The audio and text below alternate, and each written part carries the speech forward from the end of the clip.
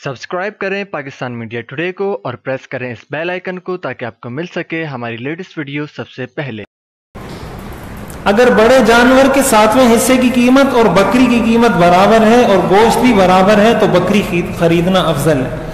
यानी अगर मसलन बड़े जानवर के 7वें हिस्से की कीमत मिसाल के तौर पर 15,000 है और बकरी की कीमत भी 15,000 है और उसके अंदर गोश्त भी बराबर है तो उस सूरत में वो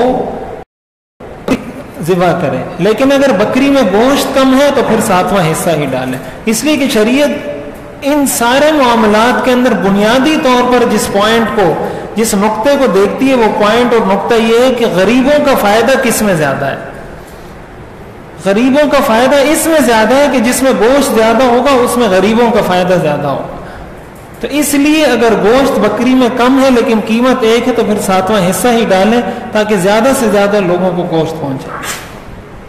खसी बकरे, मेंढे, बैल वगैरह इन सब की अगर कोई जानवर खसी है उसकी कुर्बानी जायज़ है बल्कि अफजल है।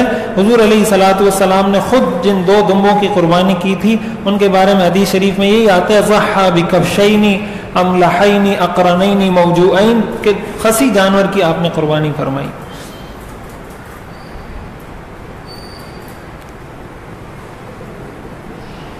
जिस कुर्बानी की कीमत ज्यादा हो वो बेहतर है और अगर वो 2 जानवरों की कीमत बराबर हो लेकिन एक का गोश्त ज्यादा है तो वही बेहतर और अफजल है। यानी अगर कुर्बानी की एक जानवर मसलन 80,000 का है और एक जानवर 1 लाख का है और वो 1 लाख वाले का गोश्त भी ज्यादा है और उसकी सेहत भी अच्छी है, वो उम्दा है, तो जाहिर है जितनी कीमत उसकी ज्यादा होगी उतना वो अफजल होगा।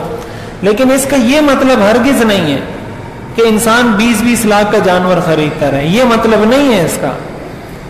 इसका ये मतलब है कि एक जानवर आपको 80,000 का मिल रहा है, एक आपको 90,000 का मिल रहा है और आप देख रहे हैं कि 90,000 वाले में गोश्त ज्यादा है, ज्यादा सेहतमंद है और आपकी जेब इजाजत देती है, तो अफजल यही है कि आप 90,000 वाला खरीद लें, 80 वाला भी खरीद लेंगे तो कुर्बानी हो जाएगी। और ये जो बहुत ज्यादा महंगे महंगे जानवर खरीदे जाते हैं इसके अंदर मसला ये है कि इसमें एक तो फकीरों का फायदा नहीं है, इसलिए मिसाल के तौर पर कोई 10 लाख का एक जानवर खरीदता है और एक आदमी है जो 10 लाख के 10 जानवर खरीदता है। गरीबों का फायदा किस में ज्यादा है? 10 जानवरों में गरीबों का फायदा है। एक जानवर में हद भी हो जाए तो 10 जानवरों के बराबर तो गोश्त नहीं होगा।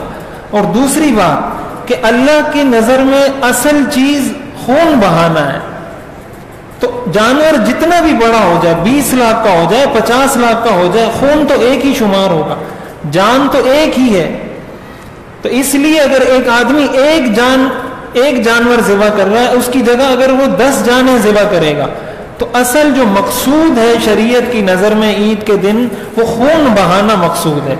इसलिए इस चीज से बचना चाहिए। बहुत महंगे महंगे जानवर, उसका गोश्त भी सही नहीं होता, गोश्त भी कोई ऐसा नहीं होता कि जिससे लोग बहुत ज्यादा शौक से खा सकें, सिर्फ उसकी जाहिरी शोशा होती है, इसलिए इस चीज से बचना चाहिए।